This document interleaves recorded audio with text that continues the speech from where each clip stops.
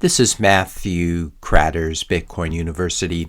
Today I want to do a response video to Bitcoin Straight Up. He did a video on Bitcoin Core 30, and this was a request from Dr. Z. Would love your opinion on this. Is he right? Can you do a video on it? So I thought I'd play through this. It's a fairly long video, but we're going to go through the whole thing, and I will make my comments as we go along. I did find out that this same person, Bitcoin Straight Up, did a video about Bitcoin knots previously. I have not seen that, and I also have not watched this yet. So this is going to be sort of my raw reactions to this. So let's get started.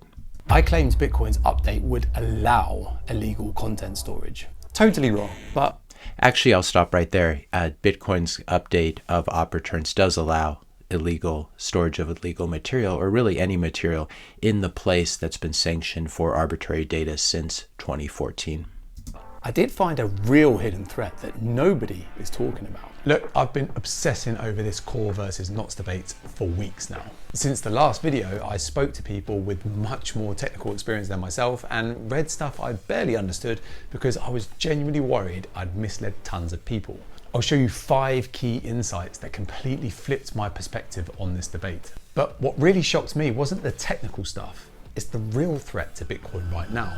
And nobody is talking about this. But first, let me summarize this whole thing in a couple of sentences. Team Knots argues Bitcoin is only money.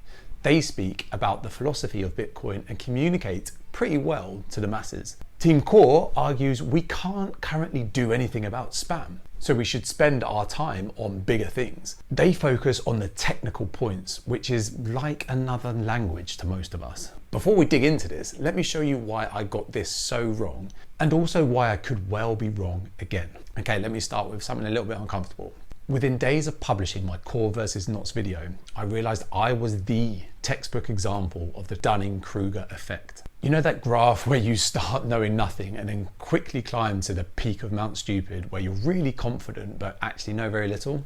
Yeah, that was me making the first video. Then the mysterious technician contacted me and reality hit hard. The technical details I thought I understood, I barely scratched the surface. I plummeted straight into the valley of despair. I'm slowly trying to claw my way back out, but to be honest, I'm not sure I'll ever actually really get there. Because here's the problem we all face. We're told as Bitcoiners, don't trust, verify. But to actually verify Bitcoin code, almost no normal person can do that. I certainly can't. What I would say here is, even if you can't read code, you can still talk about code. You can talk about general software engineering trade-offs. And even if you can't write code or read it, you can understand that there are opcodes, there's a scripting language, and these opcodes provide various forms of functions for Bitcoin. So I think there is this middle ground between people who know nothing about the technical aspect and people who know quite a bit and can actually code, and then people in the middle where really anyone can occupy, where you learn about these technical concepts as we've been doing on this channel, and then you can still talk about them even if you couldn't actually develop the code for them. So we end up trusting developers and technical people anyway. Quick note, I could still be falling for this trap, so do not blindly trust me. I will show you where I've got a lot of this information from in the description below though. But here's where it gets really tricky for us as humans. We naturally pick tribes and see everything through that filter. Think about football fans. 2 people can live in the same city, work the same job, be best friends at work, but put them in a pub where Man U plays Man City and, well... Same people, same values, different tribes. I did the same thing with Bitcoin. I found Knots advocates explaining things clearly and passionately. I think we can win. I think we can replace central banking with Bitcoin and fix the incentive structure of the world. That's why I'm here. I should make a correction here just on the video. This is labeled as CoinJoin Chris. This is actually Chris Guida, so that should be changed. Bitcoin money again. Meanwhile, core supporters seemed dismissive or overly technical. And I feel like these types of discussions through analogies with matters like this should not be how we have these discussions, because it distorts the actual technical realities we're discussing. So I picked the side that communicated better. Classic tribal mistake. In my first video, I think I conveyed the Knots perspective pretty well. Now, I want to do my best to convey Core's side fairly. Remember, I'm not picking a side here. I'm trying to find the facts and stay neutral to avoid that tribal bias. I know this video is going to receive backlash, but I think it's too important not to address. What I learned completely changed my perspective and honestly put my mind at ease. Because as the technician says, Core 30 is mainly a nothing burger. But there is still one real threat that's... I would say this hasn't exactly been a nothing burger. We saw just in yesterday's video how Mara is already mining certain kinds of bad images and videos that are now being relayed by the peer-to-peer network. So this has already started happening. It has not been a nothing burger. And I'd say also at the very minimum, just the rolling out of Core 30 demonstrates to the world, and core dev saying this is going to be a nothing burger in advance. This demonstrates to the world, you roll out this software update, it shows that Bitcoin core devs are really unable to think about second or even third order effects. So for example, one of the main reasons for blowing open op return was to make mempools more uniform. But what in fact happened, the problem is these devs don't understand the social layer. So what happened is the mempools where the op return was blown open. And what happened is that the Bitcoin core proceeded to lose 20% of the network to knots. And so where are we now? Now mempools are even less uniform than they were before this controversy started in May of 2025. So this is the problem. These core devs are not able to think ahead in terms of the second order effects of their changes. And if you're going to make changes to code, you also have to take into account how this is going to be accepted and how it's going to play out at the social layer as well. It's genuinely concerning, which I will show you soon. So with that bias awareness fresh in mind, please try to stay neutral here. Let me show you the technical reality I completely missed. Here's what Core 30 is actually doing. This gets into the weeds, but it's crucial to understand. So please try and stick with me here. To understand this, we first need to grasp the difference between One thing I wanted to add here as well is he's sort of framing this as being between two teams, the good communicators, which is the knots team, and then the more technical people who are less good at communicating. I think I should point out before we go any further that there are a lot of well-known technical folks who are also anti-Core 30, anti-Bitcoin Core 30, or pro-Bitcoin knots. I can think of people like Nick Szabo, Luke Dasher, Jimmy Song, Samson Mao, Giacomo Zucco. These are obviously all well-respected Bitcoin OGs. And also on X, you can see many, many highly technical Bitcoiners who are also anti-core, most of whom are also pro-knots. So I think it's important to remember that there are a lot of highly technical folks who are on the knots team, or at least the anti-core team as well. Consensus rules and policy rules. I'm going to use building construction as an analogy, and hopefully this will all make sense. Consensus rules are like physics and structural engineering laws. You can't build a house that floats because gravity will pull it down. You can't put a 50-ton concrete slab on wooden beams rated for 5 tons without it collapsing. These are unchangeable laws that decide what structures can actually exist. Policy rules are like local building codes and permits. You could technically extend your house and make it twice as big. Nothing physically stops you, but without planning permission, it's not legal and you'll face consequences. In Bitcoin, consensus rules determine what miners can include in valid blocks. Policy rules determine what individual nodes will send or relay to other nodes. Here's the crucial part I missed. For 11 years, Bitcoin nodes have had a policy rule limiting op return data to 80 bytes. But there's actually no hard consensus limit on op return size at all. The maximum transaction size is also just another policy rule, not a consensus rule. In consensus, there's only what's called a maximum block weight limit. So theoretically, op return could be up to 1 megabyte in consensus rules. Do you need proof that this is already possible?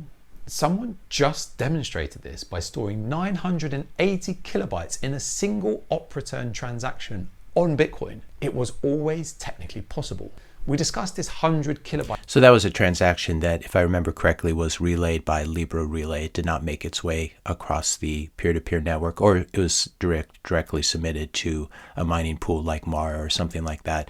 But yes, technically, these things are allowed in consensus, and this is one of the reasons we want to do a soft fork to make that no longer possible. But there were many frictions involved, having to figure out how to use Libra Relay or having to pay more to use Slipstream on Mara to get these sort of consensus valid transactions that aren't relayed by nodes. That in itself is a friction and a filter of a sort. Byte number, because that's the maximum you'll be able to relay without special tricks after Core 30. And it was previously 80 bytes. If you remember previous video, I said it's 1,250 times bigger, which is true. Core 30 just aligns the policy rules closer to what always technically was possible anyway. But here's what completely flipped my understanding since the last video. While everyone's arguing about this 80 bytes to 100 kilobyte change, there's already a completely different method for storing up to 400 kilobyte files on Bitcoin right now. And it gets a 75% discount on fees. That method uses what's called inscriptions through witness data, a completely different part of the transaction. This exploits features from both the SegWit upgrade in 2017 and... What he's talking about here is the Inscriptions exploit, which we've talked about a lot on this channel, which came with the Taproot upgrade and is responsible for much of the UTXO bloat and much of the garbage on chain. But what's important to recognize here, and I wonder if he's going to talk about it, is that this is an exploit. This is a way of hacking in arbitrary data into what are meant to be monetary or financial transactions, whereas op return has always been reserved by the protocol, by Bitcoin Core, by Bitcoin Core in their documentation as the place where you stash arbitrary data. So this is the distinction. One is really rolling out the red carpet for arbitrary data. That's op return. This is more of a steganographic hack of the protocol to embed these blobs of data. And the Taproot upgrade in 2021.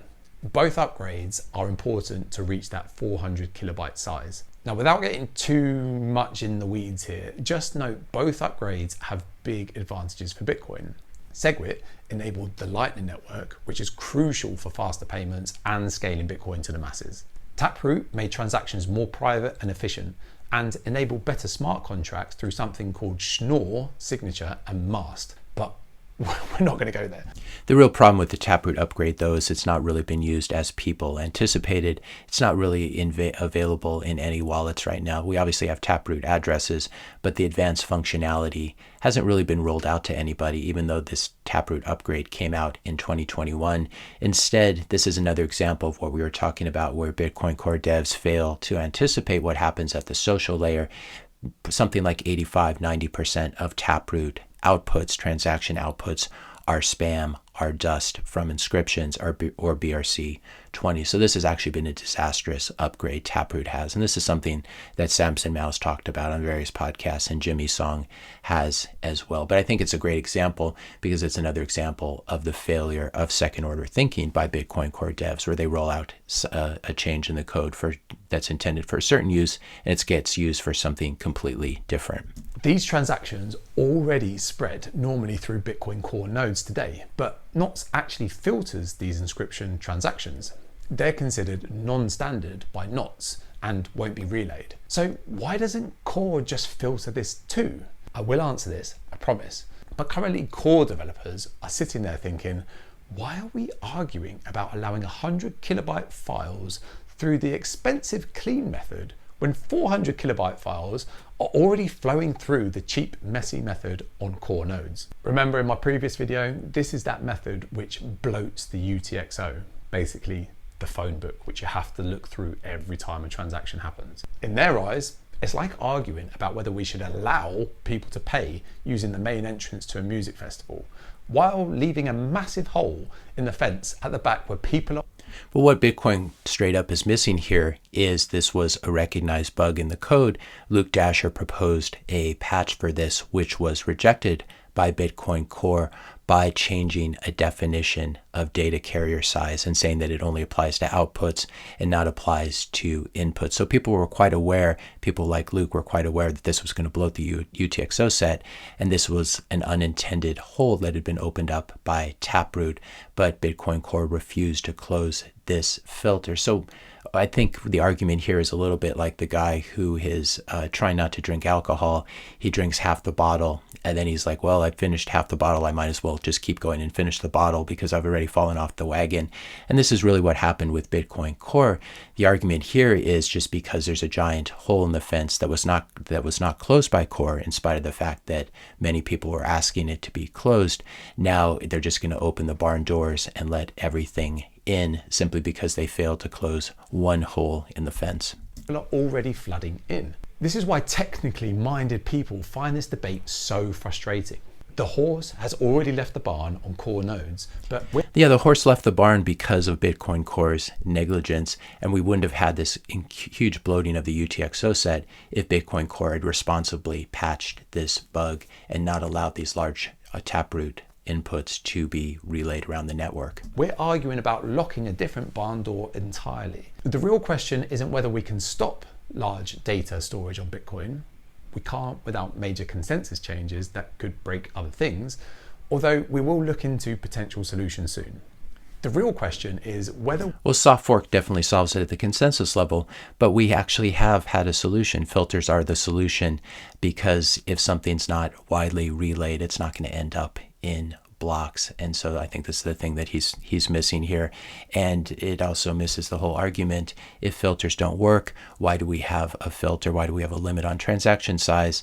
And if they have no impact on the network and on the protocol, why do we need to blow open op-return if it's not doing anything? we want to incentivize people to use the less harmful method. So we've established the technical reality. Now, let me show you what's actually happening already with spam that proves this whole debate is backwards. So how are people flooding in through that massive hole at the back? Let me show you real examples that are already stored on Bitcoin right now. 102 kilobytes animated GIF and a 390 kilobyte high resolution JPEG. And you can see way more on websites like Audiscam, which is just a tool to see encrypted inscriptions images on Bitcoin. This sort of thing and the quantity of this amount of garbage and arbitrary data and non-monetary data would have completely blown people's minds pre-2023. So there is this sort of boiling the frog that's happened here. When I see this, when I see pictures like this, it makes my blood boil, and it doesn't make me think, oh, this is already allowed. We should open up another bucket that we can put more garbage in, or a larger bucket we can put more garbage in. What we should be doing is trying to fight against this, because I don't want to store this garbage on my node. It doesn't contribute at all to the monetary function of Bitcoin. And Bitcoin culture since 2014, since the op-return wars, has always been anti-spam. So arguing this is again like the alcoholic saying I've fallen off the wagon, there's all this stuff on the chain, but that's no justification for allowing even more stuff on chain. I'm honestly not cherry picking these, as you can see for yourself. Just look for a high quality image, click on it, and you'll see it's probably over 100 kilobytes. Now, the way the technician explained this to me is important for understanding the legal concerns people have. The argument some people make is that with the current inscriptions, you have plausible deniability because the data isn't stored consecutively. With op-return, you also have plausible deniability simply because this is an abuse of the protocol. This is hacking in data. This is using taproot in a way that it was never intended to be used. Whereas op-return is basically always been the place where everyone says you can put your arbitrary data, you can put whatever you want there as long as it fits there. But the inscriptions and other steganographic hacks are really quite different. You're more directly helping distribute complete files. But when you dig into this technically, it falls apart. Current inscriptions store data like this: data, vertical bar, data, vertical bar, data, broken into chunks with separators. In reality, it looks like this. Some people worry that op-return makes you more legally liable because it stores data like this: data, data, data, all consecutive without separators. Bitcoin Core already encrypts, scrambles all blockchain data on your disk. So the consecutive encrypting or scrambling data on your disk, this is a little bit like saying to the judge, the CSAM or the bad files I had on my computer, they were on my hard drive, which is encrypted. There's no excuse for this legally, and it's a very weak form of encryption. I think he's talking about XOR, where basically the key to this, to decrypting it, is actually held in the block, or it's held somewhere in the same file on your computer. So I don't think that's actually an argument that makes any sense. Storage concern doesn't hold up. But here's the thing. Tools like Audiscan already exist where you can see all the images and files stored on Bitcoin right now. If you will be legally liable after Core 30, you will surely be just as legally liable now. And also, as Habovstiak claims, like if you have an illegal picture and then change every 173rd pixel to a red dot, or the vertical bar in this instance, does that mean this picture is no longer illegal? Legal liability concerns don't hold up. This brings us to the ease of use argument. And this reveals why Legal liability concerns actually do hold up. And without going into the details, I think we can expand it even from CSAM. We have to think of the way the world works. There are hundreds of different jurisdictions. They all have different rules. There are many different cultures. They all have different expectations. So it's not just CSAM and CP. There's classified material. There's trade secrets. There's for example, in a previous video, I talked about what if someone uploads a sacrilegious cartoon of Muhammad. The number of permutations and combinations is quite large. So trying to say confidently that we can be sure that nothing could go wrong when people upload blobs of data into the Bitcoin blockchain is a little bit naive. In the same way as mechanics says you would never open up your home server, open it up to the internet, and let anyone who wants dump data there, because we know what kind of data is going to end up there, and it's not going to be good. It's going to be offensive. It might be illegal. It might be unethical, etc., etc. So this isn't just a legal concern. This is opening up a huge hole in Bitcoin that doesn't need to be there. We don't need this kind of data anywhere on chain, and that's one reason that BIP 444 is trying to enclose this Inscriptions hack as well. And what we need to demonstrate as a community is that we are willing to police ourselves as a community. And this shouldn't be hard because this stuff doesn't have a monetary usage. It's an abuse of the protocol. Why I had got this backwards. People claim using op-return will make file storage much easier, but Inscriptions already have simple click button, select file, send software available today. Meanwhile, well, this is because Inscriptions have been around for over 2 years, and so people have developed the wallets and the ways of viewing everything. But if op-return begins to be widely adopted and large op-returns begin to be widely adopted, you can be sure that wallets and websites will make it just as easy to view the content there and to upload large op-returns and send large op-return transactions. So this is just really a question of time. This op-return update is fairly recent, whereas the Inscriptions thing, this was really rolled out by corporations and startups, and it's been around for 2 years. But this is the thing: you have to attack these. You have to attack the spam and these misuses of Bitcoin before they can really develop all the tools and become part of an ecosystem and develop their ecosystem and become widely used. This is why you have to move quickly, and this is where Bitcoin Core was asleep at the wheel in February of 2023 when they should have patched all this stuff so that it didn't develop and become a part of Bitcoin culture. No mainstream wallets support large op-return transactions. Well, they don't now, but they will in a couple months, and I'm sure people are working on them as we speak. Developers would need to build new software specifically for this purpose. Sure, and you can actually view these files. I'm not going to show people how to do it, but you can. They're sitting there in plain text. They're sitting there completely contiguous. All you need to do is basically copy paste them, do a couple commands using stuff that's already on your computer, and you can view the video or the image. And you can try explaining to a judge, oh, that there's no special tool available for this, or it was encrypted on my drive. This is not the sort of thing that Bitcoiners want or need to do. Having these files on our computers is extremely dangerous. It's also extremely unnecessary. And when large op-returns are being sent from node to node, when they're being relayed around the network, they're also in plain text. They're sitting there in RAM.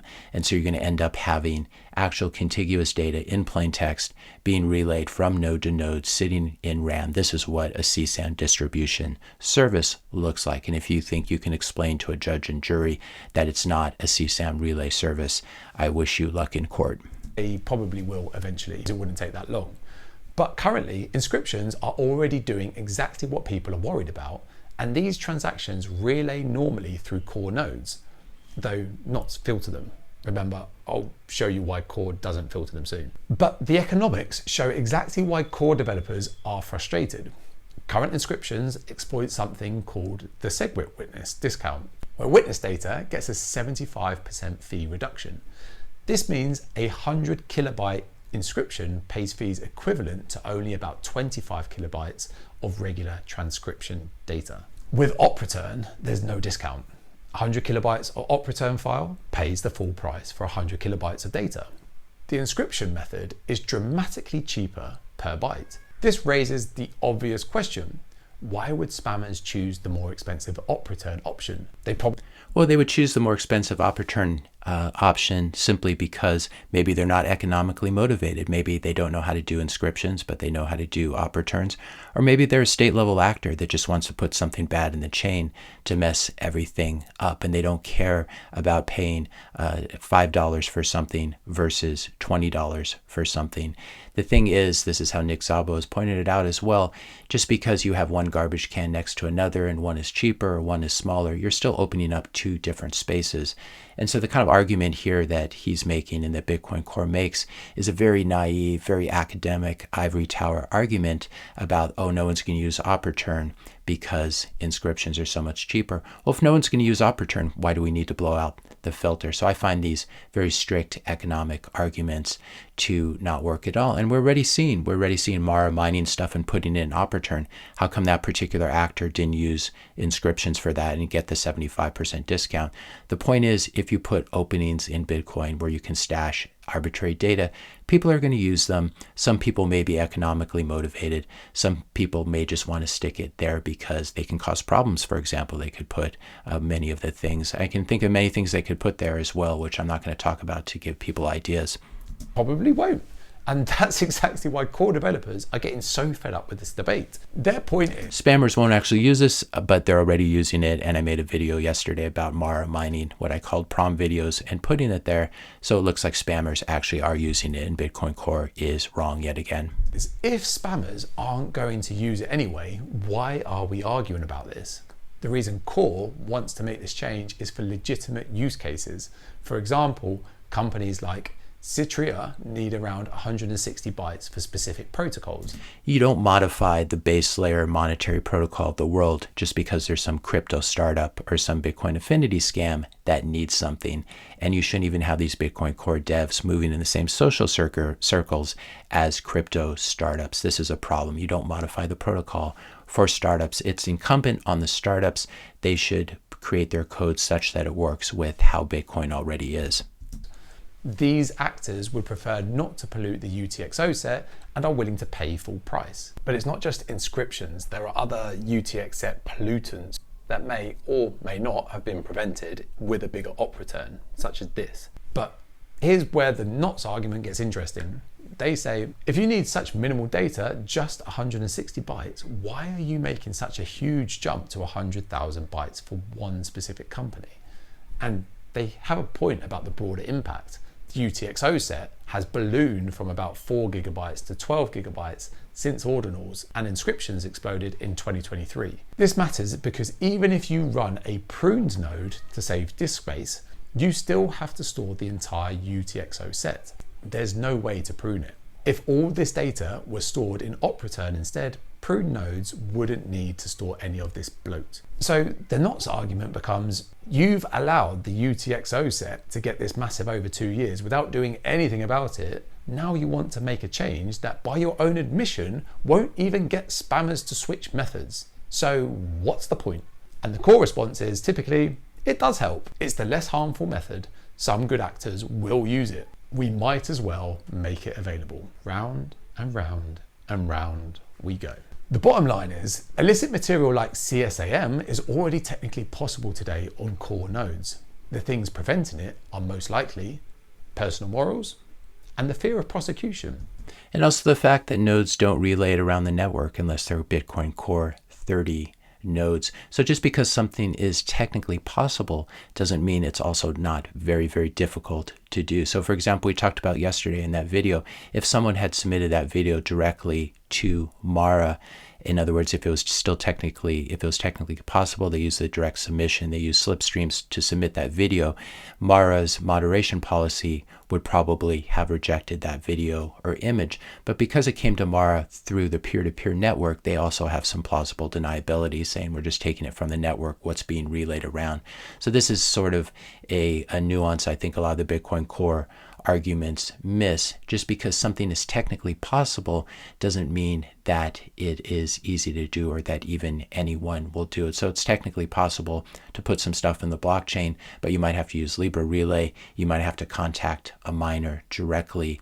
And if mining pools were more decentralized, this wouldn't even be possible because no one could really promise you to get you in the next block in the next hour or so, like some of these larger mining pools can.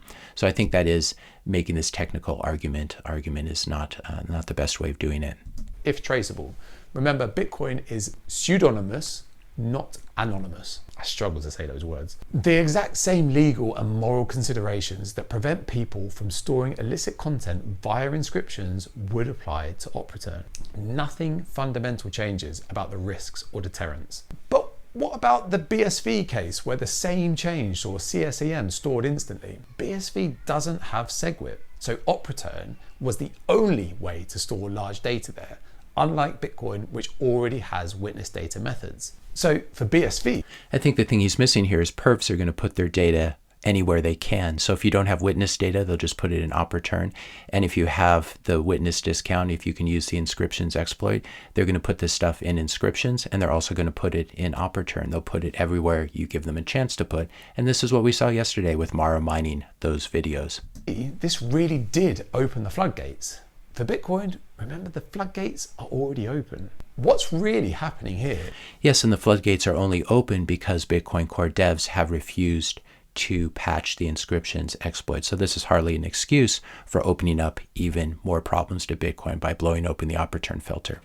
Is we're debating the legal implications of a more expensive, less harmful method, while the cheaper, more damaging method already exists and operates freely on core. And I should say here that the op return method of storing arbitrary data is damaging as well, because if you want to run a full node, if you want to run a full archival node, and if you want to connect it to a wallet, you're going to need to use an Electrum server, in other words, an indexing piece of software, and you can't do that if you prune your node.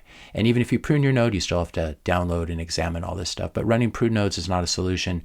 Prune nodes do not allow new nodes to bootstrap. You can't do an initial block download from a pruned node. And I keep coming back to this thing. Why do we need this stuff on chain? It really should be up to the Bitcoin Core devs to tell us why we need this on chain when we obviously don't. These are non-monetary uses of Bitcoin. Or nodes. But surely there are solutions to all this spam, right? Well, that's where things get really complicated. We've seen the current situation. Now, here's why fixing it is harder than anyone wants to admit. Before we talk about solutions, let's put things in perspective. Data storage attacks on Bitcoin aren't new. They've been happening for over a decade. In 2011, someone stored the Bitcoin logo. In 2013, the Nelson Mandela image. And this is exactly what the op return wars were fought over. This was Bitcoin Core taking a stance against arbitrary data on Bitcoin. And they were so successful that they ended up driving Vitalik and other scammers to other chains because they were so worried that Bitcoin Core's hostility to arbitrary data would make them unable to build their new spammy protocols on Bitcoin. Big coordinated attacks in 2015 cost attackers $49,000 and severely disrupted the network. The current inscription phenomenon is just the latest iteration of a pattern we've seen before. This article from BitMEX sums up the issue. If an attacker or spammer wants to outbid other users, they can, and we should embrace the reality. Spam budgets do not last forever, and many of the people investing in blockchain images are likely to collectively lose millions of dollars. Yeah, this may be true, but there's always one scam after another. And this is what people have been saying, but ever since this inscriptions exploit was opened up and revealed in, February of 2023, these attacks on Bitcoin have not happened. There are inscriptions happening every single day. They bloated the size of the blockchain by something like 120 gigs last time I saw it. And so basically saying they're going to run out of money. If they're a nation state attacker, are they going to run out of money? If they're an intel agency, are they going to run out of money? If they can gamify spam, are they going to run out of money? There's one scam after another, as we've seen in the shitcoin arena, as we've seen in crypto. And so it's very important to create general hostility to these schemes and let people know, let startups know, do not build on Bitcoin when it comes to these things because we're going to rug you. We can't stop some individual from steganographic embedding something in Bitcoin, but what we can stop the larger projects that are well known, things like Taproot Wizards, and we can actually stand up and fight like men. And I hate this sort of defeatist thinking. This is the kind of thinking where if a single or a couple spam emails get through my Gmail, what am I going to do? Am I just going to completely blow open the spam filters and say, well, one got through, I can't really stop it? No, what you do is you fight what you can. You fight it at the relay level, you fight it at the policy level, and you also fight at the consensus level. That's why the software soft fork is so important. I'd be interested to hear if Bitcoin straight up and his subs are interested in a soft fork to stop this sort of garbage. People will learn hard lessons and then Bitcoin will be stronger from it. And here's what always happens. What in fact has happened is very few people are using the chain now. And so I'm not sure if people have used their lessons. What may happen is people, for example, who tried to use Bitcoin during the large spam attacks of 2023 and 2024, when it cost $50, $100, $150 to send a simple transaction, maybe they just left Bitcoin and aren't coming back. Maybe there are people in the global south who couldn't pay those sort of transaction fees, and so they just left. So thinking that scammers and spammers are going to run out of money and learn their lesson, maybe some will. People will get rugged. There's a sucker born every minute, but then there'll be another scam. There'll be another thing too that comes along next. And this is what we've seen. We've seen it with inscriptions and BRC20 tokens, just one scam after another. Fees rise. Legit Bitcoin users move to layer 2 solutions like Lightning. Spam budget, or they just leave Bitcoin because they can't transact. Get exhausted, fees get cheaper, and Bitcoin gets stronger. We're actually seeing this right now. Many blocks are half empty because users established themselves on Lightning during previous spam periods. Or users are just using the Bitcoin ETFs or buying Bitcoin treasury companies as well, which is kind of an alternate attack that's happening at the same time. But just because transaction fees are low and blocks are half empty, the solution is just like in real estate. Just because your building is half empty or is currently vacant, you don't open it up to homeless encampments and say, well, at least I'll collect a little rent. Maybe I'll collect $1 a month from everyone who's living there. What this does is it degrades the entire structure. And so I much rather have half empty blocks than blocks full of spam, because this is how Bitcoin changes. This is how Bitcoin culture changes. If we legitimize blocks full of spam, I don't care if that's good for miners. It's not good for me. I don't want to store the spam. And the spam causes congestion in my mempool. It competes for transaction fees. It drives up my transaction fees. And it also, I have to store it on my node for the rest of time. Or if it's an op return, yes, I can prune it, but then I can't run an Electrum server and I can't really use a wallet with my node. The whole point is we should make it as easy as possible for people to run full archival nodes in Bitcoin. And there's no excuse to have this garbage on Bitcoin. Again, the burden of proof is on everyone else. Why do I need this on my node? Why do I need these inscriptions? Why do I need these BRC20 tokens? They do absolutely nothing for me. So, is there a solution? One that CoinJoin Chris suggests is... I think that we should just not assume that miners are hostile, and we should just talk to them like adults and say, hey, as users, we've decided that, these transactions are abusive, and so, it would be great if you could help us rate limit them. Shinobi's That's the first step, and then if they don't listen to you, you can do a user-activated soft fork, and then they will certainly listen to you. But the thing is, if you just welcome spam with open arms, like people like David Bailey of Bitcoin Magazine and the Bitcoin Conference have done, and the Taproot Wizards have done, etc., miners are going to be very happy to go along with that. But you can also fight them. You can also fight them at the social layers we've spoken about many times. Rebuttal to this is the only communication with miners in terms of preference of what you will or will not accept that matters in any way is what is in a block. Are you willing to actually invalidate a block and cause an economic penalty for that? I'm definitely willing to start throwing out blocks that contain spam, and this is what the soft fork would be. And I wonder if Shinobi and Peter Todd here would come on board with something like that at the consensus level, since they recognize that's really the ultimate layer to fight it at. For that miner. Without doing that, it is meaningless. They will get the transactions somewhere else. Right, so let's try and put this into English for us mere normies. The reality is that there are now around 4 main methods for storing data on Bitcoin. 1, Taproot inscriptions. Remember, 400 kilobytes of blocks with a 75% fee discount. 2 is the op return. Currently 80 bytes, Core 30 removes the policy limit. 3. Let's close both of those in our next soft fork. Let's get rid of these. Let's close these loopholes that allow so much arbitrary data on Bitcoin. 3. The fake addresses, convert image data into Bitcoin addresses. And 4, data in private keys with weak signatures, deliberately vulnerable signatures. Plus, there are workaround services like Slipstream, Marathon's paid service, and Libra relay nodes that bypass normal filtering entirely. Fake addresses and things like this is what we've talked about, is just steganographic embedding. It's ultimately impossible to stop this, just as there's no way to know. For example, in this video, there could be messages encrypted. This is where we come to the argument that everything is just zeros and ones. And this is true at a basic layer, but we also live at the social layer, and not, you can try telling the judge and jury that the bad files you have on your computer are all zeros and ones. That doesn't really work. But the whole point here, this is a cat and mouse game, and we want to fight it at every level. We want to fight it at the taproot, at the inscriptions level, at the op return level, and this is one of the things that BIP 444 is trying to do, trying to close many of these loopholes.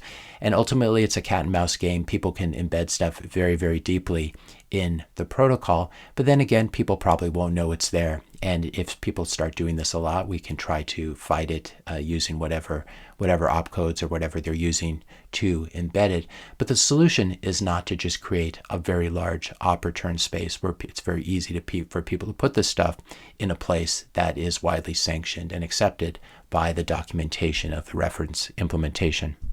But just note, there are many other ways of adding data. These are just the main 4 at the moment. Note, some people may include BRC20 tokens as another method, but these are just at a specific type of taproot inscription. Instead of storing images, they store JSON text data, while they create massive UTXO bloat because thousands can fit in a single block. The underlying storage technique is identical to regular inscriptions. Do you see why this is? And these are never going to go away unless we actually close the inscriptions exploit, which Bitcoin Core could have done in 2023.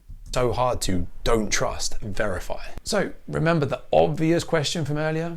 Why don't core nodes just filter all these methods like Knots does? Right, okay. Now, this is where it gets even more advanced, but it's important to be aware of this. Otherwise, it's confusing why everyone doesn't just run Knots. Knots filters inscriptions by looking for a specific pattern, op_0, op_if, followed by data pushes, closed with op_endif. But this filter is easily bypassed. Inscription creators could simply change to op_0, op1, op_drop, op_if, or any of the many other variations, which does the same thing but avoids the filter.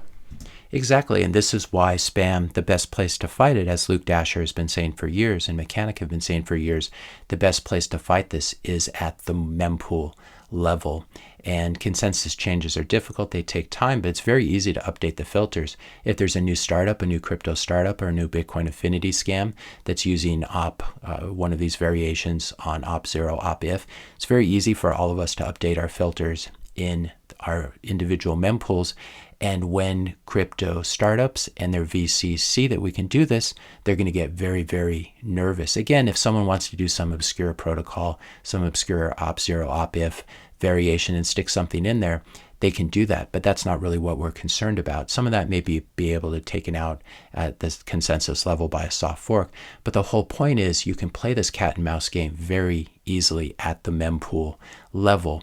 And you can't stop individual actors, but you can certainly stop established startups like Taproot Wizards, for example. Every time they do a change, you match them, you refuse to relay their stuff at the policy level, and they will stop doing it. This is how you fight it. In the same way, if there's a new spam, new form of spam email, Google updates their filters in real time. This is a cat and mouse game, but it's very easy to stop crypto startups and these large polluters of Bitcoin just by changing stuff at the policy level, which doesn't require a soft fork. All of us can coordinate and change it very quickly. And just the fact, just letting the world know that we're willing to fight this stuff, that will do a lot to discourage people from even trying it.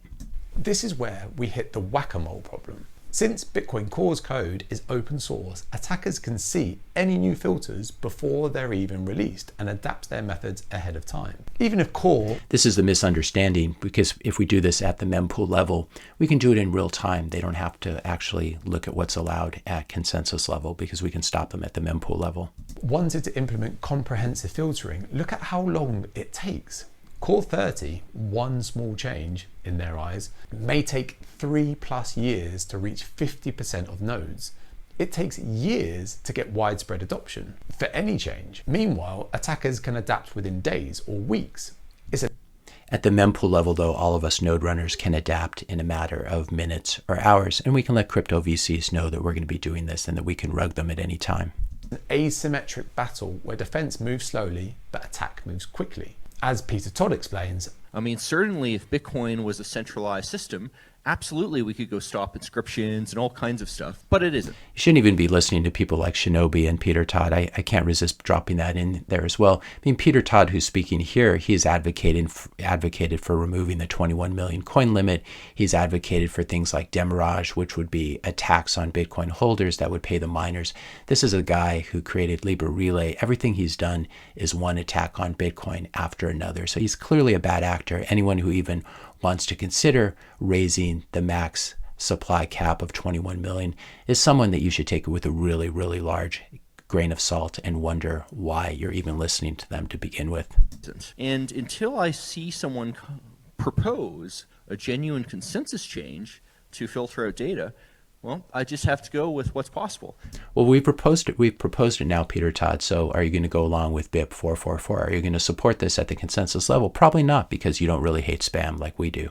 This discussion about op return is a very simple technical discussion. this is one of Core's main arguments, that filtering becomes a losing game where defenders invest significant resources in solutions that quickly get sidestepped. Now, there are some real solutions to spam being discussed. One, remove the SegWit discount via a soft fork. It makes inscriptions more expensive. Two, proof of public key schemes, which prevents fake. You don't even need to remove the SegWit discount. All you need to do is make sure that they can't store that much data or relay that much data in inscriptions. And whether the discount remains or not, you can basically stop those blobs of data at the consensus level. Address storage. 3, user configurable filters via config files. Or 4, widespread adoption of Stratum v2 or Datum for mining decentralization. But all of these face significant adoption and technical challenges.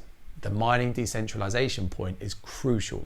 As Shinobi, Core side, puts it, And again, if Bitcoin Core, if Shinobi, if Peter Todd actually cared about mining pool centralization, they would be pushing as hard as they could for Datum, because Stratum v2 isn't even producing blocks. Datum is actually out there, and Ocean are actually out there producing blocks and allowing people to build their own block templates. So these are people who don't actually care about mining pool decentralization because they're very, very petty. They don't want to give Luke and Mechanic any credit, and they're willing to let mining centralization suffer as a result of that. Bitcoin's entire nature as a system is predicated on the motivation of every actor being their self-interest, making profit. If you are making the claim that miners must act altruistically, morally, leave money on the table, and not do the most profitable thing, then you are logically arguing Bitcoin is a failed project. So what Shinobi's not mentioning here is these spam transactions maybe pay $100 per block, and the block subsidy is still like $325,000 per block. And by including transactions that nodes haven't seen on the network, you're risking having a stale block and missing out on the block subsidy. So he's failing to talk about that. And again, the miners will do what they will do. They are very high preference thinkers when it comes to their behavior. Miners are mainly concerned with short-term profits, especially the publicly traded ones, whereas node runners and hodlers like you and me, we're concerned about the long-term health of the Bitcoin network. And when miners get out of control, when they get out of hand, like they did during the block size wars, what we do as node runners is we bring them back into line and we tell them, no, you can't do this. I don't want to store this on my node. I don't want to relay this stuff. I don't care if it makes you more profits. If you put this stuff in blocks, we're going to orphan those blocks and you're not going to get paid. Miners are ultimately work for the nodes. The node runners like you and me are the ones in charge of the network. at the end of the day, we should just do this. The bottom line is spam pays miners. Miners need to make money to stay in business. So what should we actually be doing right now? 1, supporting Stratum v2 development and Datum by running miners using the Ocean pool. 2, spending more time to actually don't trust and verify. 3, run a node. Knots or core both help with decentralization. There are a couple more important things we should be doing, but before I give you the full action plan, we need to understand what the real threat actually is, because once you see it, this part will make much more sense. So I've shown you the technical side, the current reality, and why solutions are hard, but none of them is the real problem from all of this. So here's the question that really matters. Will illicit material be more likely after Core 30? If you've understood everything I've just explained, which honestly isn't easy, you probably think I'm going to say the answer is no. Remember, as the technician said all along, this is a massive nothing burger from a technical perspective. But paradoxically, the answer is actually yes, but not for technical reasons. So here's what genuinely keeps me up at night. This debate has created the perfect storm for bad actors to actually do what we're all worried about. Not because it's technically easier, but because they're incentivized to prove a point and tear the community apart. What I mean is this. Someone with technical know-how who's gotten worked up in this debate and is on the team knots might be incentivized to do the exact attack everyone's worried about if this update happens. They could publish illicit material via op return, then turn around and say, see, I told you so, when in reality... Yeah, a Bitcoin Not supporter could do that, or a Bitcoin Core supporter could do that, or the CIA could do it, or the Mossad could do it. Anyone could do it because this attack vector has been well known since the BSV CSAM attacks of 2019 when they did the exact same stupid thing and blew open op returns. And so warning people about this, we have to understand the Bitcoin software is the most viewed, that's the most important software project in the world at this point. And it is the thing that is a threat to the existing authority, to the fiat financial system, to central bankers, to fiat politicians, etc. And so if you think that people are going to learn about these attack vectors just from my videos or just from Bitcoin mechanics videos, etc., this is absurd because this is a well-known attack vector. It's been known since 2019 at least, and they don't need to hear about it on YouTube. People are always attacking Bitcoin and the Bitcoin ecosystem and the Bitcoin social layer. They're very familiar with the code. There are thousands and thousands of very smart bad actors out there. And so to blame Bitcoin Nots and Not supporters, we were talking about this before Bitcoin Core version 30 was rolled out, and Bitcoin Core devs decided to roll it out anyway in spite of our warnings. And this was really an attack vector that we were hesitant to talk about. But if you can't talk about attack vectors, then you can't do adversarial thinking. So I find this completely implausible. This was a known attack vector. And if you think that criminals and people who are trying to bring down Bitcoin were not aware of the CSAM attack vector before, then I have a bridge to sell you in New York. This was always technically possible anyway. And it was always technically possible to upload things like CSAM, but yes, you have to go directly to a miner. You have to submit it to Slipstream. They're going to reject it. You have to mine it yourself, in which case you have this garbage on your computer. Something being technically possible doesn't mean that it's going to be widely done at all. But I agree, and it is important to close these technical loopholes at the consensus level, which is why a soft fork to limit arbitrary data on-chain makes a lot of sense at this point. Unknowingly contributed to this with my first video. Even though I tried to stay unbiased, I potentially added fuel to this fire of outrage between Knots and Core. So what are those other couple of things we should be doing? First, we need to focus on not creating divisions between Bitcoiners. We need to focus on... Well, one way of doing this is if you don't have the Bitcoin reference implementation, Bitcoin Core, roll out contentious updates, because this is something they've never done in the past. And when they did this pull request to blow up an op return, there was a huge blow up on GitHub. Many people were against it. They began to lose. They ended up losing 20% of the network, and they still pushed through this contentious update. And so asking people not to create divisions, I'm not sure what we're supposed to do when the reference implementation for Bitcoin goes rogue and pushes through something that a large percentage of the network simply did not want to happen. There's no historical precedent for this happening in Bitcoin. Not spreading misinformation. Don't be like me. Actually do the work before sharing content, or at the very least, get a technical point of view first. And 2, keep personal attacks out of everything. I even said that in my last video, and I received comments like this. At first I thought, fair enough, free world and all that. But actually, no, this isn't okay. Here's my question to you. If you're feeling like this, what do you think you're actually going to achieve by dishing out personal attacks? I get it. This does seem really serious. Just even from my own perspective a couple of weeks ago, it seems super threatening. But if I'm honest, I think on some level I knew how that last video would land, and I didn't really understand all the technicalities, if I'm being honest. I still don't. Everything I just said could still be really wrong because I don't know how to read code. So do I think this whole debate has been really bad? To be honest, not really, because a lot of people have started to run nodes, including myself. I've learned way more about Bitcoin. Remember, I'm not on one team or the other. I'm just trying to find the actual truth and share it with people because this has still been so confusing to me. If you can pick apart the technical aspects that I've shared in this video, I'm all for listening and learning more. But my question to you is, what world do you want to see in the future? I asked myself this question a lot recently, and it's led me to spend more and more time within the Bitcoin ecosystem. It's led me to spend my time on Nostr instead of other social media platforms because I don't want to contribute to the way the world is going right now. I can see the world we could be building, as you can see in video 6, but only if people like you and me stay focused. Here's the bottom line. People see Core 30 as opening the floodgates, words I even used in my previous video.